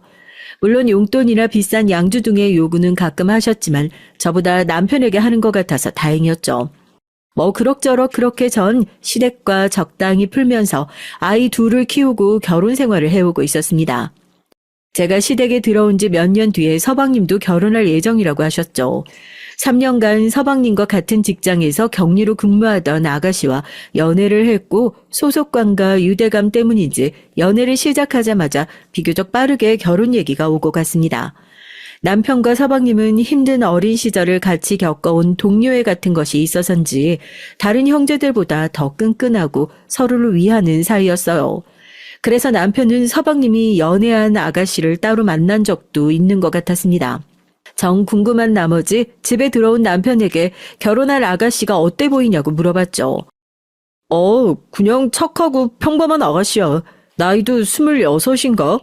참 착하고 참해 보이더라고. 시댁에 시누이가 없어서 분란이 적었는데 동서가 잘못 들어오면 또 집안 분위기가 어떻게 될지 모르잖아요. 그래서 전 시댁에 들어올 동서가 어떤 사람인지 참 궁금했습니다. 서방님은 저보다 1살 어렸는데 결혼한 뒤 절 누나처럼 잘 따르며 서로 친하게 지냈기 때문에 결혼 전에 시댁보다 먼저 우리 집에 동서 인사를 시키러 왔어요. 그렇게 처음 동서를 만났죠. 요새의 젊은 아가씨답지 않게 사람이 차분하고 딱 보기에도 참 순하고 착해 보인다 싶었죠. 게다가 나이가 28살이면 요즘 같아선 대학교를 졸업하고 취업 준비하다 보면 대개의 경우 사회 초년생의 나이죠. 하지만 동선 고등학교를 졸업하고 나서 취직을 한 탓에 이미 서방님네 회사도 6년이나 다녔대요. 동서는 사회 경험이 많았고 할머니가 21살 때 돌아가신 뒤론 혼자서 자기 자신을 책임지고 살아왔으니 나이에 비해 어른스러워 보였습니다. 알고 보니 동선 고아와 다름없이 자랐다는군요. 동서의 부모님은 동서가 아기 때 이미 이혼을 해서 아버지가 자기 부모에게 동서를 맡기고 나가서 몇 년에 한 번씩 찾아오곤 했대요. 그마저도 동서가 고등학생일 무렵은 아버지에 대한 소식이 끊겨버렸고요. 그래서 대부분의 어린 시절 동안 시골에서 혼자 계신 할머니 손에서 자라났대요. 할머니가 친절하고 따스하게 품어주는 분은 아니셨지만 그래도 동서에겐 부모이자 유일한 보호자로 고마운 분이었다고 말했습니다. 할머니도 워낙 사는 게 팍팍하고 당신도 허리와 무릎 관절염이 심하셔서 늘 아프셨기에 동서에게 잔소리도 심하고 말도 툭툭 하셨던 모양이에요. 그렇게 심정적으로 어디 의지할 어른도 없이 자란 동선 철이 일찍 든 편입니다. 동서가 이와 같이 담담하게 자신의 얘기를 하는 모습이 제 눈엔 그렇게 짠하면서도 예뻐 보일 수가 없었어요. 저 형님, 제가 혼자 자라서 늘 언니가 갖고 싶었는데 혹시 형님하고 언니처럼 의지하면서 지내도 괜찮을까요? 이렇게 동선 수줍어하면서 저에게 친밀감을 표현했어요. 당연하지. 나도 위로 오빠 한 명뿐이라 여동생이 너무 갖고 싶었어요. 우리 자매처럼 사이좋게 지내보자고. 동서한테 내가 친언니처럼 잘해줄게. 빈말이 아니라 전 그날부터 동서를 제 친동생처럼 대해줬습니다. 그리고 나중에 우리 동서에게 크나큰 일이 닥쳤을 때 제가 발벗고 나서서 모두 해결해줬고 말이에요. 그 큰 사건에 대해선 앞으로 찬찬히 풀어나가 보겠습니다. 우리 동선 말이죠. 처음 시댁에 인사드리러 온 날도 그 착한 심성을 숨기지 못했어요. 시댁의 시부모님과 가족 모두 함께 모여 식사를 마치고 시모와 제가 식탁을 치우는데 동서는 당연하다는 듯이 싱크대 앞에 서서 고무장갑을 끼고 있는 겁니다. 아우, 예비 동선 손님으로 여기 처음 왔는데 무슨 설거지예요. 저기 거실에 가서 과일이나 먹고 있어요. 형님 아니에요. 식사 잘 얻어먹었으니까 제가 설거지는 하는 게 마음이 편해서 그래요. 그렇게 제가 몇 번이나 설거지하지 말고 손님 대접 받아야 한다고 했지만 동서는 한사코 마음이 편하다면서 설거지를 마쳤습니다. 전 속으로 이게 아닌데 했지만 그런 동서를 시모는 흡족하게 바라보고 있었죠. 그렇게 착한 동서는 서방님과 결혼한 뒤로 분가해서 사는 동안에도 시댁에 저보다 자주 왔고 시댁에 허드렛 일이나 집안일을 종종 맡아서 하곤 했어요. 힘들고 어렵게 자라온 사람이니 시부모님이 좀 따뜻하게 보듬어주면 좀 좋겠어요. 하지만 그럴 분들이 아니라는 걸 전 알죠. 결혼해서 시댁 식구로 산 지 3년쯤 됐으니 우리 시부모님이 어떤 분들인지 말이에요. 시부는 전형적으로 약자에게 자기 스트레스를 푸는 소시오패스 같아 보였어요. 성격이 괴팍하고 꼬장꼬장하다 보니 동네에서 같이 노는 친구나 불러낼 사람도 딱히 없는 모양입니다. 그러니까 가족들이 더 죽을 맛인 거예요. 시부가 좀 외출도 하고 나가 있어야 집에 있는 가족들 숨통이 트일 텐데 주구장창 집에만 있으니 말이죠. 시모는 이런 시부와 40년 가까이 사신 분이니 그 속이 오죽하시겠어요. 그러니 지금 시모는 자기가 바깥 모임도 여럿 만들고 개 모임도 하면서 웬만하면 집에서 시부와 같이 잘 안 있으려고 합니다. 그러고 보니 시모의 환갑 때 일이 생각나네요. 시부랑 어디 놀러 가거나 여행 가시는 것을 못 봤기 때문에 전 두 분이 해외여행을 가셨으면 싶었습니다. 그래서 4박 5일에 300만 원이 넘는 베트남 효도 패키지 여행을 예약해서 환갑 선물로 드렸어요. 하지만 시모의 표정이 예상과 다르게 상당히 언짢아하시는 겁니다. 지금 이게 너희 아버지랑 나랑 둘이서만 여행 가라고 끄는 표인 거냐? 네, 숙소도 비행기도 모두 최고급이라 편하실 거예요. 어르신들한테 최고로 인기 많은 상품이래요. 아유, 난 이거 안 갈란다. 환불하고 그거 대신 돈으로 다오. 이게 어떻게 된 영문인지 몰라서 전 가만히 있었어요. 난 너희 시아버지랑 여행 같은 거 안 간다. 차라리 그 돈으로 난 내가 알아서 따로 가마. 이렇게 시모가 싫어하시니 하는 수 없이 전 예약 취소 수수료 20만 원을 물고 여행비를 환불받았어요. 그리고 시모에게 300만 원을 현금으로 드렸고요. 다음 달에 시모는 그 돈으로 자기 친구들과 베트남에 여행을 가셨습니다. 아무리 부부 사이가 안 좋아도 그렇지 자식들이 생각해서 끊어온 부부 여행도 그렇게까지 싫어하실 일인가요? 전 이때부터 우리 시부모도 평범한 지방과는 좀 다르다는 사실을 체감했어요. 서방님과 동선 결혼 뒤에도 맞벌이로 같은 회사를 다녔었는데 동서가 임신을 하자 회사를 그만두게 됐습니다. 그리고 서방님도 직장 내 갑질하는 상사로 한동안 스트레스를 받던 참에 얼마 뒤 퇴사를 하고 사업을 하겠다고 했어요. 서방님이 사시는 동네 아파트 상가 1층에 세를 얻어서 카페를 창업했던 겁니다. 회사 퇴직금과 대출금을 보태서 호기롭게 창업을 하고 한동안 서방님과 동선 그 카페를 잘 운영하는 것 같아 보였어요. 하지만 안타깝게도 그 카페는 1년 반 만에 문을 닫게 됐죠. 일단 아파트 상가의 월세가 너무 비쌌기 때문이에요. 다달이 170만 원을 가게 월세로 내기 위해서 아메리카노가 3,000원 하는 커피를 과연 몇 잔이나 팔아야 했을까요? 게다가 인근에 스타벅스가 들어오면서 카페에 오신 손님들은 썰물처럼 빠졌다고 해요. 그렇게 파리가 날리기를 몇 달 만에 결국 가게 월세 등을 버티지 못하고 서방님네 카페는 폐업을 하고 말았습니다. 아직 갚지 못한 대출금도 상당해서 살고 있던 빌라 전세금을 빼야 할 지경이었어요. 게다가 갓난쟁이 아들까지 있으니 동선의 부부는 참 딱한 상황에 빠지게 된 것이었죠.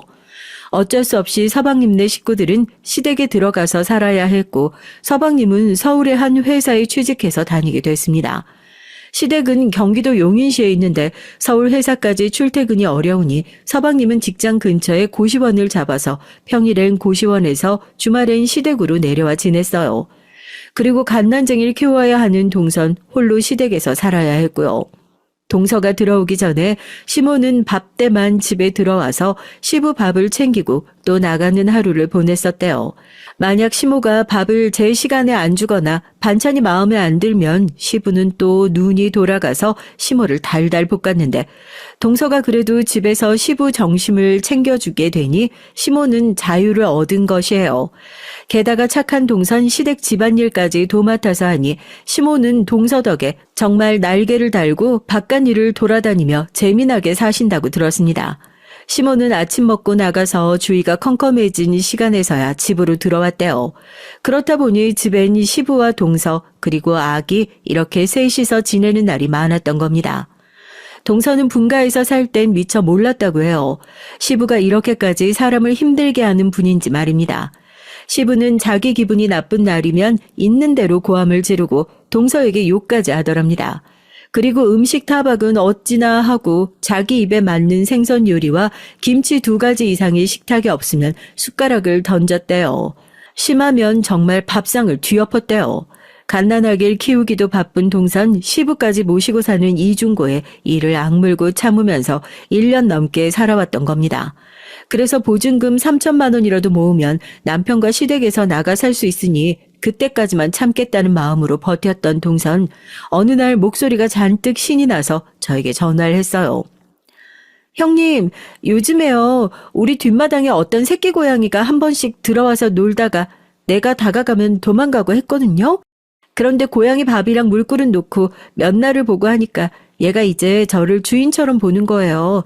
그리고 며칠 전 비가 억수로 오는 날 텃밭 작업할 때 쓰던 우비를 뭉쳐놓은 곳 사이에 그 고양이가 그 속에서 나가지 않고 지내더라고요.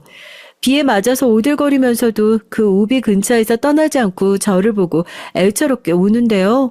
그 고양이 신세가 마치 나 같은 거예요. 너도 나처럼 오갈 데 없어서 이 집에 의지하는구나 싶은 마음에 정 그 고양이에게 정이 들어버려서 몰래 키우고 있었어요. 우비 속에 한참 있었으니 이름도 우비라고 지어주고요. 우비인 다른 가족들이 오면 모습을 감추고 제가 나타나면 야옹 하고 울면서 반기고 숨어있던 곳에서 모습을 드러내는 거예요. 정말 너무 귀여운 고양이 우비와 전 정이 깊이 들어버렸어요. 학가에서 무서운 시부랑 살면서 힘들 때면 하루에도 몇 번씩 뒷마당에 나와서 우비랑 놀면 그 시름을 잠시나마 잊을 수 있어요. 동서는 그렇게 우비라는 새끼 고양이를 가족들 몰래 키우면서 삶의 작은 즐거움을 느끼고 있었어요. 하지만 동서의 은밀한 행복은 오래가지 못했습니다. 어느 날 시부는 뒷마당에서 우비와 놀고 있는 동서를 보고 고함을 쳤다는 겁니다. 어쩐지 요즘 고양이 새끼가 우는 소리에 내가 낮에 잠을 자꾸 깬다 했더니 내 집에서 이런 지저분한 동물을 키워. 너 지금 제정신이냐? 당장 저 고양이 내쫓아. 제 발로 집에 찾아온 동물은 이유가 있어서 온 것이라 절대 함부로 내치면 안 된다는 옛말 할머니한테 들으면서 자랐어요, 아버님.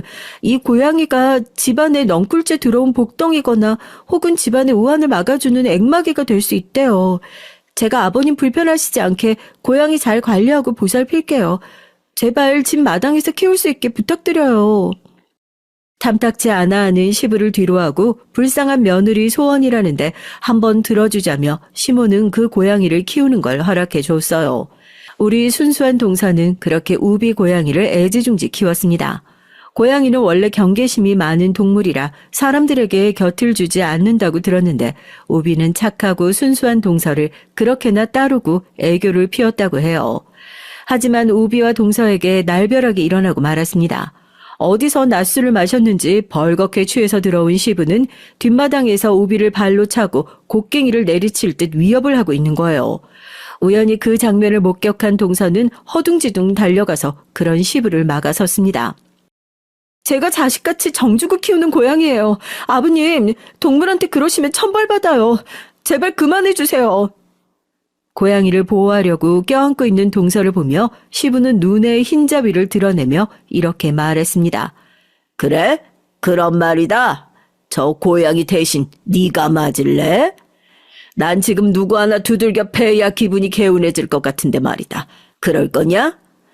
그렇게 막말을 하고 웃는 시부를 보고 동서는 머리부터 발끝까지 소름이 끼쳤고 너무 무서워서 아무 말도 하지 못했다고 해요. 그리고 정말로 시부는 고양이를 감싸고 있는 동서의 등이며 어깨를 발로 몇 번이나 걷어찼다고 합니다. 아휴, 간만에 사람 걷어차니까 살 것 같네. 앞으로도 그 고양이 키우고 싶으면 나한테 한 번씩 맞아다오. 그러고 얻어맞은 동선 더 이상 이렇게 살 수 없다며 눈물이 뒤범벅이 되어서 저를 찾아왔던 것이었죠. 엉망인 모습으로 갑자기 저를 찾아온 동서를 보고 너무 놀라서 무슨 일이냐고 물어보니 오늘 있었던 일을 설명해 준 거예요. 형님, 저 매일 시부에게 당하고 살아요. 그래도 그동안은 물건을 집어 던지거나 소리 지르는 수준이었는데 이렇게 맞으면서 어떻게 계속 시부랑 같이 살겠어요. 대성통곡하는 동서를 보고 저까지 동서에게 너무 미안해졌습니다. 그동안 이런 짓까지 당하면서 살았는데 어느 가족 하나 동서를 구해주지 않았으니 말이에요. 내가 동서 구해줄게. 걱정하지 마. 일단 집에 CCTV부터 설치하자. 그리고 동선 서방님과 시모의 도움을 구해야 돼. 집에 다른 가족이 없는 것도 아닌데 왜 동서만 이렇게 당하고 사느냔 말이야. 동선 얼굴에 눈물을 닦으며 말했습니다. 시부는 정말 악독하고 교묘한 사람이에요. 자기 수 틀리면 시모나 내 남편한테까지 소리 지르고 화풀이해요. 하지만 시모는 바깥에 일이 있다면서 나가버리고 내 남편은 돈 벌러 회사 가잖아요. 그러니까 시부는 끝까지 자기 마음대로 그 사람들한테는 하지 못하는 거예요. 그런데 난 힘도 없고 집에만 있어야 하고 그러니까 가족들이 나가고 나면 저한테 본색 드러내는 거예요. 요즘 이렇게 개패듯 때리기까지 하니까 더 이상 못 참겠어요. 아니, 그래도 그렇지. 동서가 이런 일 당하고 있다고 도움을 청해야지. 서방님은 뭐래? 자세히 말 못했는데 남편도 대충 눈치채고 있어요. 자기도 어릴 때 그렇게 아버지한테 맞았다면서 자기도 알고 있겠죠. 근데 하던 사업이 망해서 우리 나가서 살 집도 없으니 어쩌지도 못하는 거예요. 게다가 시부가 한 번씩 우리 남편한테 뭐라는 줄 아세요? 동철아, 너희 할아버지 유산으로 남겨준 과수원 알지? 그게 요즘 신도시 개발된다는 얘기가 조금씩 있더라. 개발만 되어봐. 그 땅이 얼마나 될지. 나는 말이다. 장남이고 뭐고 우리 모시고 사는 둘째 널 믿는 거 알지? 네가 어떻게 하는지에 달려있지. 그 과수원 땅이 누구한테 유산으로 갈지 말이야. 남편도 저도 한푼이 아쉬운 사람이에요. 그러니 시부나 시모한테 별소리 못하고 참고 살아야지 않겠어요? 나중에 그 유산이라도 잘 받으려면요. 그러니까 남편은 자꾸 저한테 좀만 기다려달라고 자기 아버지 불쌍한 사람이라고 생각하며 그냥 그렇게 참아주길 바라는 거예요. 그래야 가정의 평화가 유지된다고. 아버지 유산으로 좋은 아파트 사서 나가서 살자고. 저 그렇게 2년 동안 참고 살았어요. 형님이 보시기에도 저만 참고 살면 다 잘 되는 걸까요? 동서, 바보 같은 소리 하지 마라. 시부는 동서가 참고 살아주니까 지금 그렇게 더 멋대로 하는 거라고. 서방님한테 강하게 나가자. 당장 시댁서 나가 살지 않으면 이혼할 거라고 말이야. 그때 전 동서의 팔뚝에서 멍자국을 봤어요. 그리고 동서의 옷을 걷어서 상처와 멍자국이 한두 군데가 아님을 확인했습니다. 이 불쌍한 사람, 가련한 사람, 이런 몸까지 될 지경으로 참고 살았던 우리 동서가 너무 안 돼서 마음이 아팠어요. 결국 제가 나서서 동서를 구해주기로 마음먹었어요. 전 동서를 데리고 인근 병원에 가서 몸에 있는 폭력의 상처들에 대한 진단서를 받아놨습니다. 그리고 CCTV를 마련해서 시댁에 아무 가족 없는 틈을 타서 이곳저곳에 설치를 했어요. 특히 길고양이가 머무르는 마당에서 자주 맞는다고 하니 그곳에도 사각지대 없이 꼼꼼히 설치를 했죠. 동서, 이 정도면 폭력의 증거는 충분히 모을 수 있을 거야. 상황 봐서 서방님한테 솔직히 털어놓고 분가하자고 해야 돼. 만약 말 들어주지 않는다면 이혼하겠다고 말이야. 알겠지? 동서는 무서워서 덜덜 떨며 고개를 저었어요. 안 돼요, 형님. 시부는 제가 남편한테 이혼 얘기라도 꺼내면 고양이도 죽이고 저도 죽인댔어요. 바보 같은 소리야. 정 걱정되면 고양이는 우리 집에서 맡아줄게. 동서가 용기 내야만 하는 일이야. 뒷일은 내가 다 알아서 할 테니까, 응? 제 단호한 눈빛을 읽은 동선 겨우겨우 마음을 먹었습니다. 이 지옥 같은 삶을 끝내기로 말이죠. 동서는 며칠 뒤 자기 남편에게 당장 시댁에서 나가서 살지 않으면 이혼하겠다고 눈물로 호소를 했어요. 서방님도 얼마나 시부가 포악하고 악독한 사람인지 누구보다 잘 알고 있겠죠. 더 이상은 동서에게 참고 살라고 하지 못한 것 같아요. 아버지, 아직도 옛날 버리지 못하셨나 봐요. 얼마 전에 이 사람한테 손찌검까지 하셨다면서요. 요즘 누가 아빠 같은 사람을 참고 같이 살아주겠어요. 전 아버지와 아내를 같은 집에 둘 수 없으니까 이제 나가서 살겠습니다. 뭐라고? 이 벼락 맞을 놈아. 너희들 갈 곳 없을 땐 이 집에 기어들어와서 살겠다 해서 걷어줬더니만 이제 먹고 살만하니 다 늙은 애빈 버리겠다 이거냐? 내가 아직 과수원 땅도 있어. 그 유산 못 받아도 괜찮은 게야? 나한테 이런 취급할 수는 없다. 무슨 말씀이세요? 아버지가 우리 아내 구박하고 구타까지 해서 같이 못 살겠다는 거 아닙니까? 누가 아버지가 늙었다고 내쳐요? 아직도 저렇게 노인네 힘이 팔팔해서 우리를 괴롭히는구만. 그깟 유산 때문에 저도 더 이상은 아내에게 참아달라고 말 못해요. 오죽하면 그 착한 사람이 이혼하겠다고 나오겠어요. 뭐야? 이혼? 그년이 그러디? 네, 아버지한테 당하고 사는 게 너무 힘들다고요. 계속 아버지랑 살면 이혼하겠다고 했어요. 시부는 화가 머리끝까지 치밀어 올라서 급히 마당으로 나갔다고 해요. 아마 그 고양이한테 화풀이를 하던 인질로 삼고 서방님네가 못 나가게 하던 그럴 요량이었겠지만 그 뜻대로는 되지 않았습니다. 이미 고양이는 우리 집으로 데려와서 맡아두고 있었거든요. 어디 갔어? 그 썩어 빠질 고양이 새끼 어디 갔냔 말이야? 서방님은 후일 우리 집에 와서 이날의 일을 얘기하면서 말했습니다. 늙고 나서 그 성질이 잠잠하길래 아버지가 좀 변한 줄 알았는데 아니었어. 그 사람 본성은 어디에 안 갔네. 그날 아버진 내가 기억하는 악마같이 때리고 괴롭히던 그 모습 그대로였다고. 그리고 며칠 뒤 서방님과 동선 서울에 월세방을 얻어서 시댁에서 이사를 나갔습니다. 시모는 울면서 아들 내외를 붙잡았다고 해요. 예. 아이 니들이 들어와서 그래도 난 좀 살만해졌는데 난 이제 어떻게 하는 거냐? 저 인간 안 변했어. 하나도. 그냥 눈치나 보면서 몰래 그 성질 풀고 있었지. 나 더 이상은 남편이랑 못 살겠다. 내가 남은 여생은 편하게 살아야 되지 않겠니? 너네 나갈 거면 나도 데리고 가. 나만 놔두고 가지 마로. 어머님 너무하세요. 그동안 아버님이 저한테 한 짓 다 알고 계셨죠? 아니. 다 알면서 저를 욕바지처럼 방패처럼 쓰고 계셨던 거예요.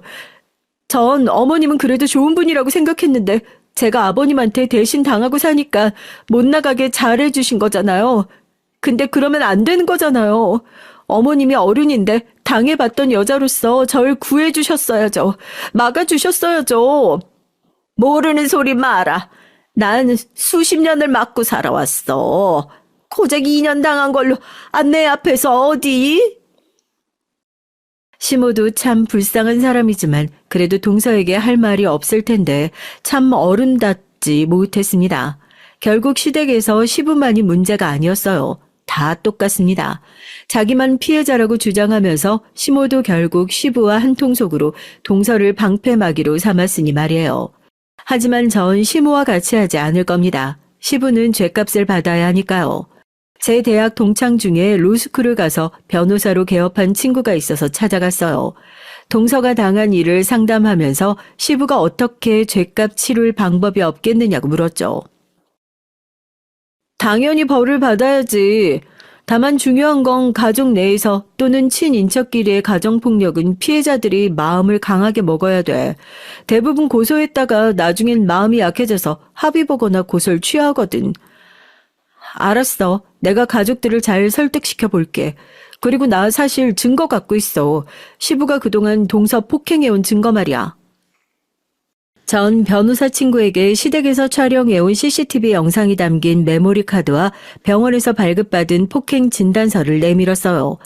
친구는 얼굴이 밝아져서 그것들이 아주 중요한 증거로 쓰일 수 있다고 했습니다. 그리고 나서 동서를 피해자로 해서 시부를 폭행범으로 경찰서에 신고를 했어요. 물론 과거의 폭행 사실까지 모두 더해서 피해자는 시모, 남편, 서방님까지 온 가족이 함께 고소를 한 셈이죠. 시부는 경찰관에게 돼지처럼 끌려갔습니다. 이 망할 년놈들아, 니들 내비다. 네 남편이야. 날 경찰서에 쳐넣는다고? 나와서 내가 니들 다 죽일 거야. 곡괭이로다. 70이 다 된 노인이지만 이렇게 버티고 악을 써대니 건장한 경찰 2명도 쩔쩔매면서 겨우 시부를 경찰서로 연행해 간 거예요.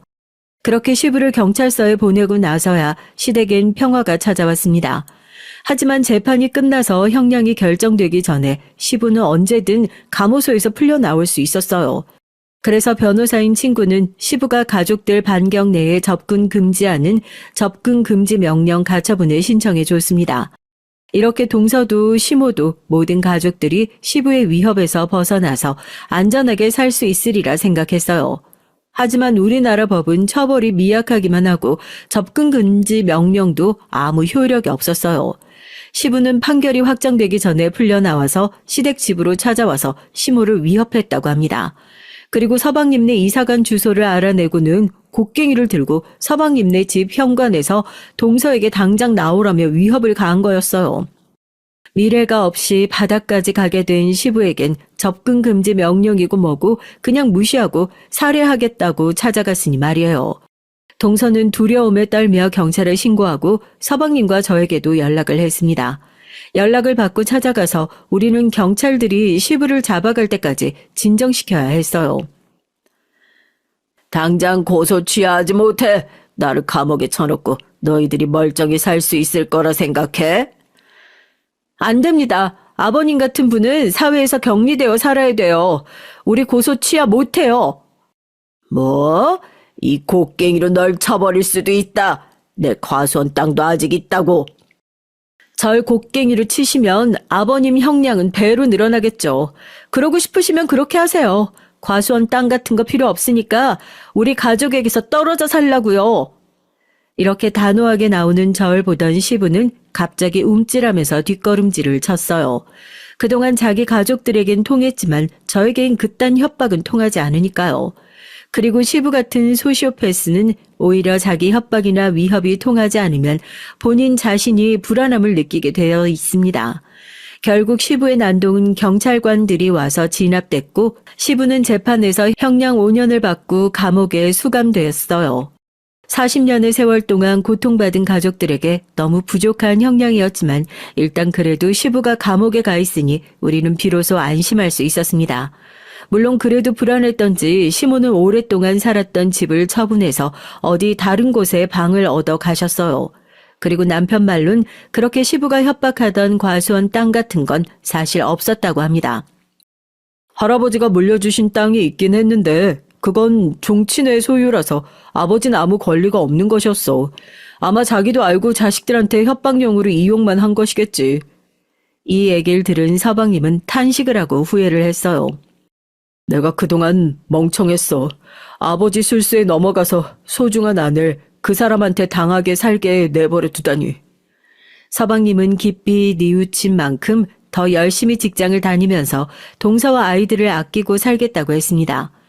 이렇게 시댁 가족 모두 평안함을 찾고 지금 하루하루 잘 살아가고 있어요. 아마 용기 내어서 시부에게 맞서지 않았다면 동서든 시모든 그 아들들이든 아직도 고통 속에서 살고 있었겠죠. 그리고 남편을 비롯한 시댁 가족들 모두 저에게 깊이 감사해하고 있습니다. 아마 제가 없었다면 가족들은 그렇게 시부에게 맞서 싸울 용기도 내지 못했을 거라면서요. 전 그저 나쁜 사람을 처단하고 내 소중한 가족들이 안전하게 되어 다행일 뿐이니까요. 제가 여러분에게 들려드린 얘기는 이렇게 해피엔딩으로 끝이 났습니다. 혹시 지금 가족 중에 시부와 같이 뼛속까지 못된 인간이 있다면 또 그로 인해 고통받고 계시면 꼭 용기를 내시고 안전과 행복을 되찾으시길 바라요. 어딘가에 도움을 요청하시면 어디에선가 누군가가 도와주실 거예요. 세상은 아직 살만하고 따뜻하니까요. 그럼 전 이쯤에서 마무리 인사드리겠습니다. 여러분 안녕히 계세요.